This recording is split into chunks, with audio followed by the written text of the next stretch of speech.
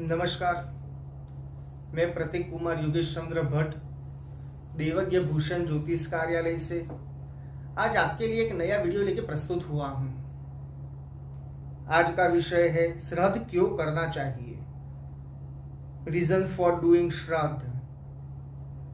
इस सृष्टि यानी के पूरे ब्रह्मांड को द्वादश राशि से संपूर्ण प्रभावित है।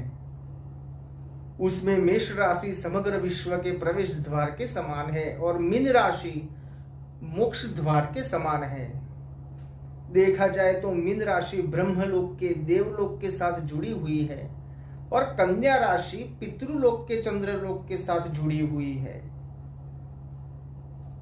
खगोल शास्त्र के अनुसार 15 जुलाई के बाद सूर्यदेव दक्षिण यात्रा की शुरुआत करते हैं, जिसे हम दक्षिणायन कहते हैं। इस दक्षिणायन में सूर्य धीमी गति से कन्या राशि और तुला राशि की ओर प्रस्थान करते हैं, जहां पर पितृलोक को जागृत करते हैं और पाताल लोक में रहे प्रेत योनि को भी जागृत करते हैं। अब समझने वाली बात यह है कि संसार में मृत आत्मा की गति 2 प्रकार की बताई गई है।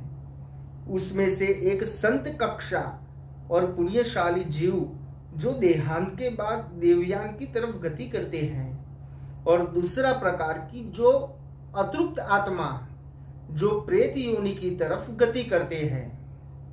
देवयान का सीधा संबंध सूर्य के साथ है और प्रेतयान का सीधा संबंध चंद्र के साथ है। चंद्र सूक्ष्म जगत को संभालते हैं, इसीलिए चंद्रलोक को पितृलोक भी कहते हैं। शास्त्र के अनुसार चंद्र की 16 कलाएं होती है। ये 16 कलाएं हमारे हिंदू पंचांग की 16 तिथियों के साथ जुड़ी हुई है।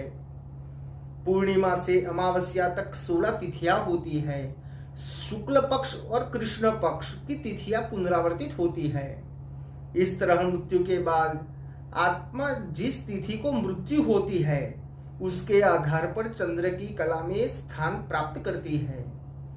प्रतिपदा के दिन अगर किसी का देहांत हुआ है, वो पहली कला के अनुसार वही तिथि जो मृत्यु तिथि है, उसी चंद्र कला में स्थान प्राप्त करते हैं। जब सूर्य कन्या राशि में प्रवेश करता है, तब भाद्रपद माह की पूर्णिमा के समीप का समय रहता है।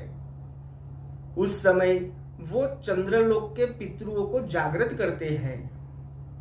उस समय चंद्र की 15वीं कला यानी कि पूर्णिमा के द्वार खुलते हैं और उसमें रहे पितृ अपने संबंधियों के वहां जा सके, वैसी व्यवस्था होती है।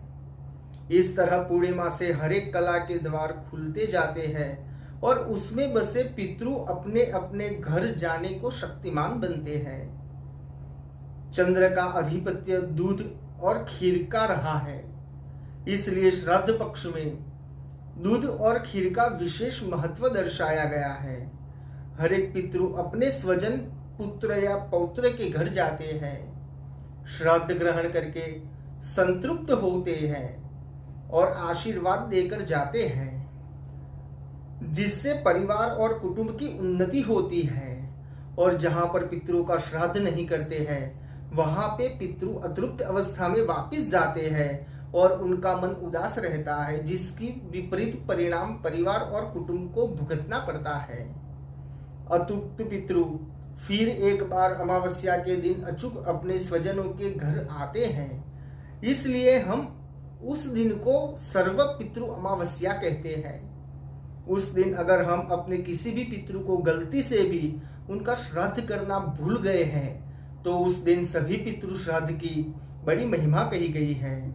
इसलिए प्रत्येक परिवार को श्राद्ध कर्म करना ही चाहिए। उस दिन कागवास अर्पण करना चाहिए और वास अर्पण करते समय काग को जोर से पुकार कर बुलाना चाहिए, कागोवास। गाय और कुत्ते को भी भोजन देना चाहिए। उस दिन बहन, बेटी, बहनेज और ब्राह्मण को भोजन करवाकर यथाशक्ति दान दक्षिणा प्रदान करनी चाहिए।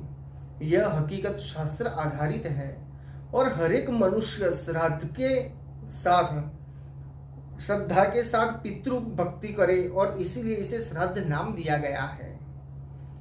तो दोस्तों, आपको हमारा ये वीडियो कैसा लगा ये कमेंट बॉक्स में जरूर बताइए। आपने अभी तक हमारा चैनल सब्सक्राइब नहीं किया है तो हमारा चैनल सब्सक्राइब कीजिए। उसके साथ में एक बेल का चिन्ह है, उस पर भी क्लिक कीजिए। हमारे आने वाले सभी वीडियोस की नोटिफिकेशन आपको मिलती रहेगी। हमारा वीडियो अगर आपको पसंद आए तो इसे लाइक कीजिए, कमेंट कीजिए और शेयर कीजिए। तो दोस्तों फिर मिलते हैं और किसी एक ज्ञान के साथ। अगर आपको कोई प्रश्न है तो आप कमेंट बॉक्स में लिख सकते हैं। जय महाकाल।